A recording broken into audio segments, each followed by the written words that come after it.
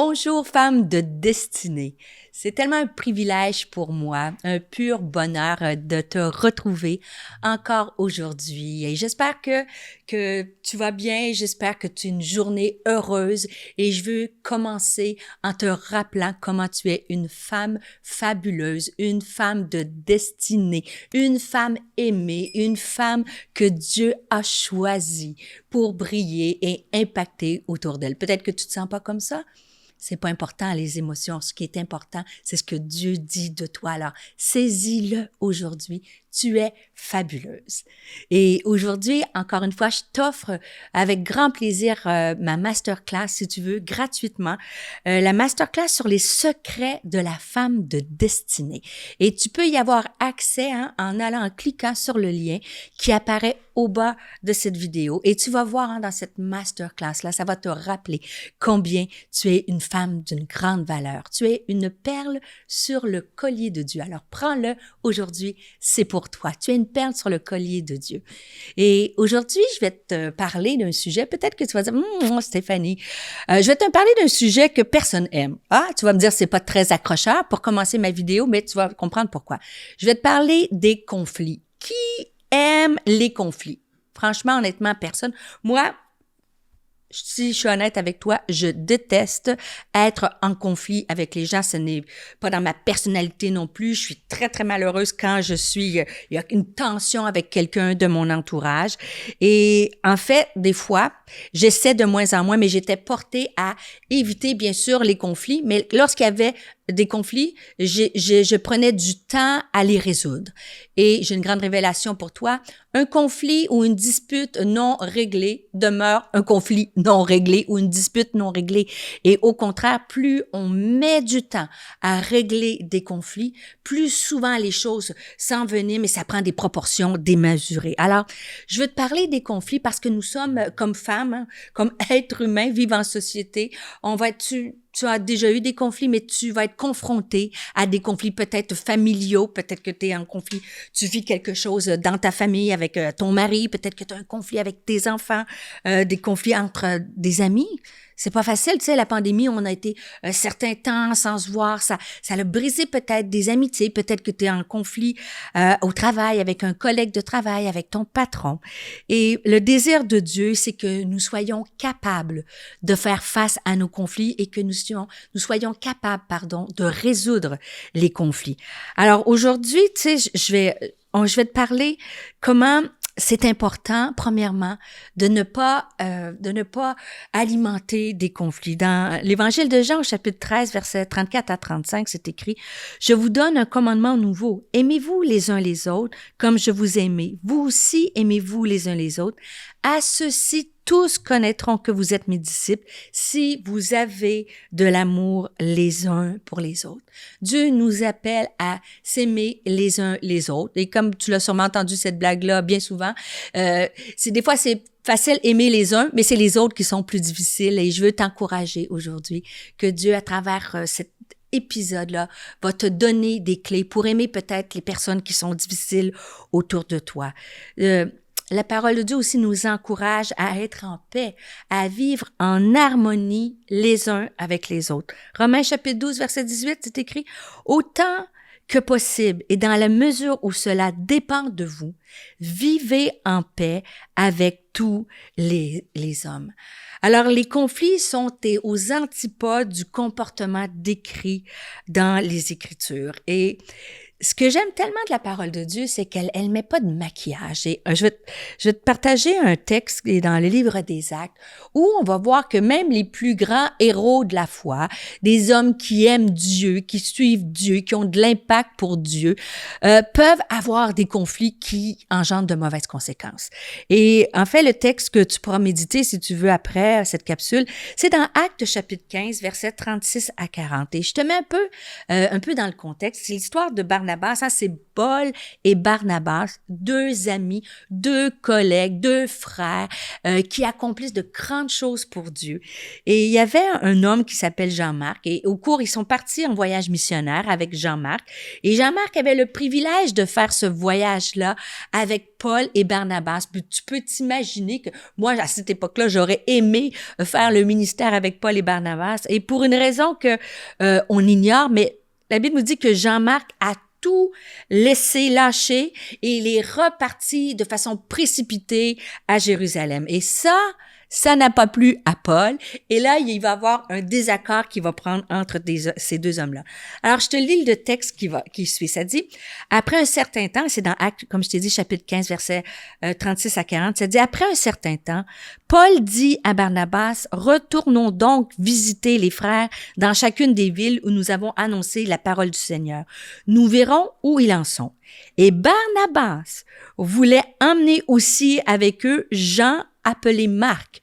Tu vois, Barnabas, un homme qui était dans la grâce, il a dit, même s'il nous a laissé tomber, même s'il est parti comme ça, je crois qu'on devrait le ramener avec nous.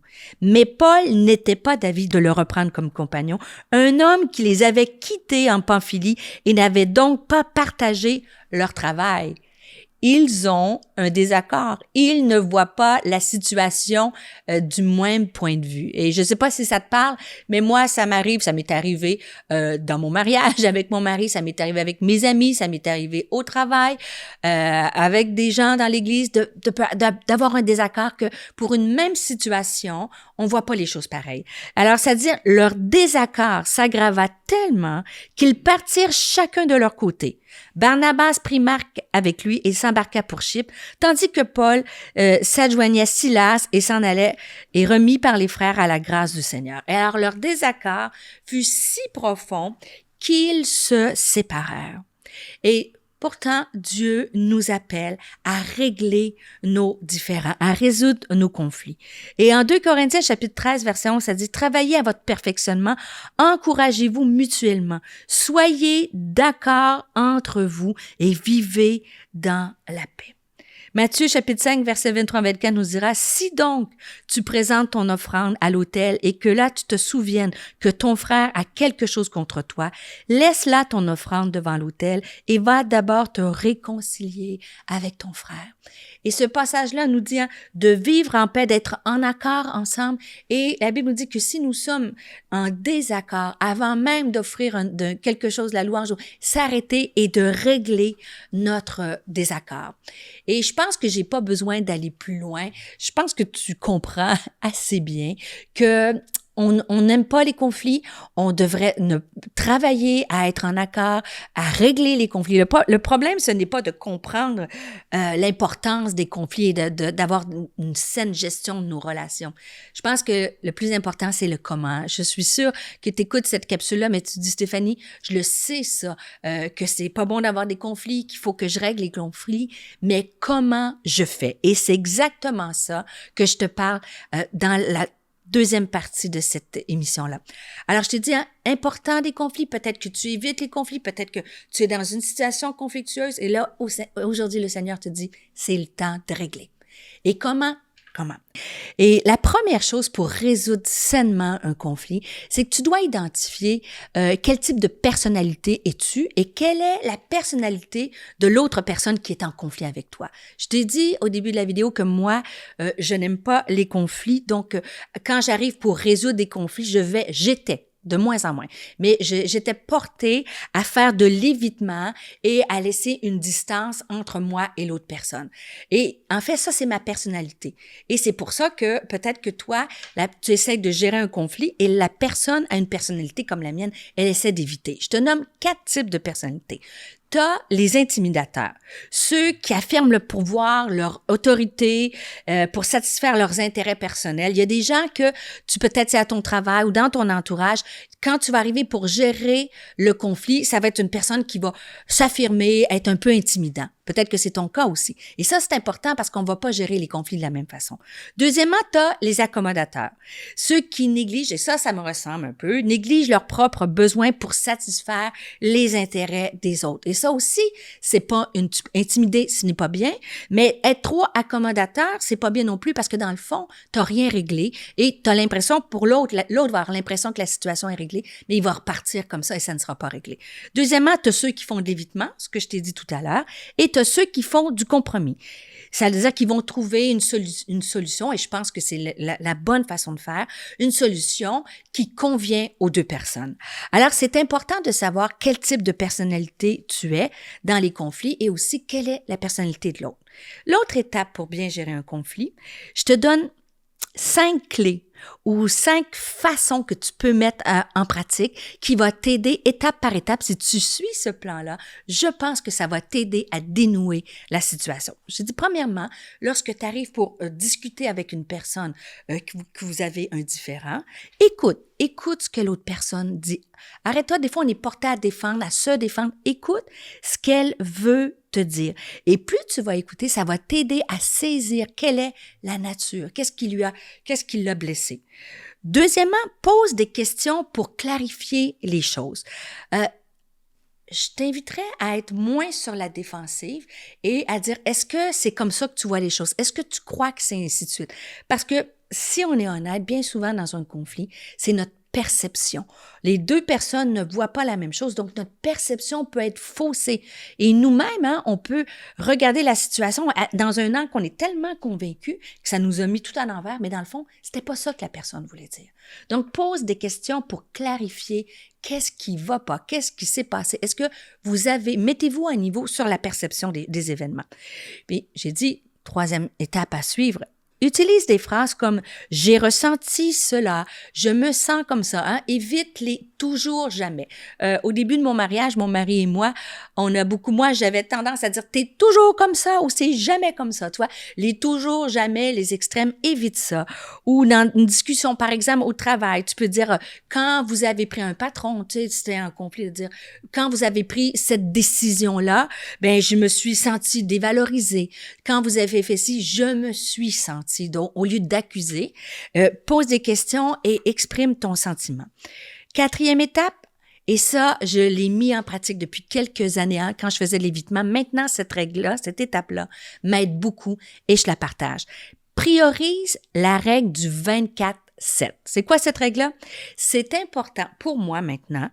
Je me donne 24 heures pour me calmer ou tu sais, là, quand tu es en conflit, tu reçois un message, un texto, peu importe, tu sais, tu reçois un email et quand ça vient soulever une émotion, si tu réponds tout ça, on le sait, qu'il faut pas faire ça, mais je sais que même si on le sait, on le fait pareil. Mais je veux t'encourager de dire la règle du 24/7, la règle du 24/7.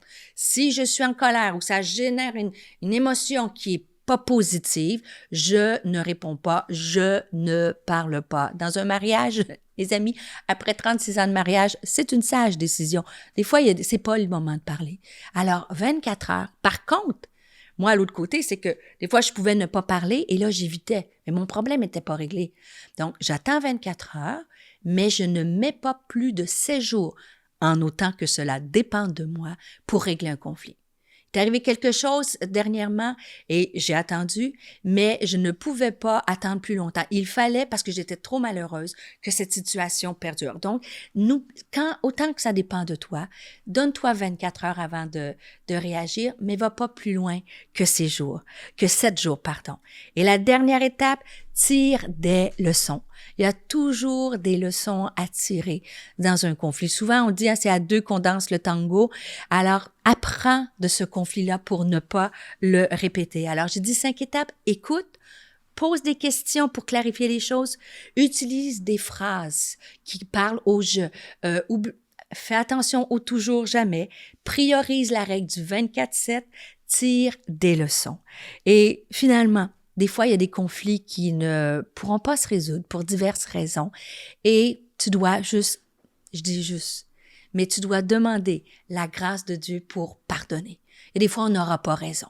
Donc, Je te laisse Philippiens chapitre 2, verset 3 à 4, ça nous dit, hein, ne faites rien par esprit de parti pris ou par vaine gloire, mais que l'humilité vous fasse regarder les autres comme étant au-dessus de vous-même, que chacun de vous, au lieu de considérer ses propres intérêts, considère aussi ceux des autres. En Philippiens chapitre 19, verset 11, ça dit, l'homme qui a de la sagesse est lent à la colère et il met sa gloire à oublier les offenses. Et des fois, il y a un conflit qui va uniquement se régler si tu laisses aller et tu pardonnes cette personne-là. Et je vais juste terminer en te parlant du pardon, justement, quand on pardonne quelqu'un qui nous a blessés. Pardonner, ça veut pas dire oublier. Pardonner, ça veut pas dire qu'il s'est rien passé. Pardonner, ça veut pas dire être dans le déni. Alors, tu peux et je t'encourage même dans une situation qui a été conflictuelle ou que tu as été blessé et que tu as pardonné, tu peux te protéger. Dans des relations, tu peux pour un certain temps mettre ça ne veut pas dire que tu ne l'as pas pardonné, mais la mettre un petit peu, tu sais, dans un cercle. Je te fais un cercle comme si toi tu es au milieu du cercle, l'éloigner de ton cercle pendant un certain temps et le temps que tu guérisses et par la suite, tu peux rapprocher cette personne-là autour de toi. Mais je pense que c'est sain, S-A-I-N et S-A-I-N-T. Lorsqu'on a tout fait pour gérer un conflit qui finalement ne s'est pas réglé, ça peut arriver, malheureusement, de pardonner et de se protéger dans nos relations. Alors, je sais, ça fait beaucoup de matière à réfléchir. Je sais que probablement, peut-être que tu as été blessé par une personne, peut-être un mari qui t'a laissé, un divorce, un professeur d'école, une relation, une amitié. Mais je veux te dire, je t'encourage à régler les conflits. Et si, une fois que tu auras mis en action toutes ces étapes-là, si le conflit perdure, demande la grâce de Dieu pour pardonner. Ne reste pas paralysé dans un conflit qui n'est pas réglé. Alors vraiment, si tu veux écrire un petit mot de dire « Stéphanie, je vis une situation conflictuelle, veux-tu prier pour moi? » N'hésite pas, écris-moi dans le chat. Et je te rappelle que tu peux regarder gratuitement la masterclass « Les secrets de la femme de destinée » en cliquant en allant sur le lien qui apparaît au bas de cette vidéo. Alors, je prie pour toi et je sais que Dieu va te donner la force de triompher sur les conflits.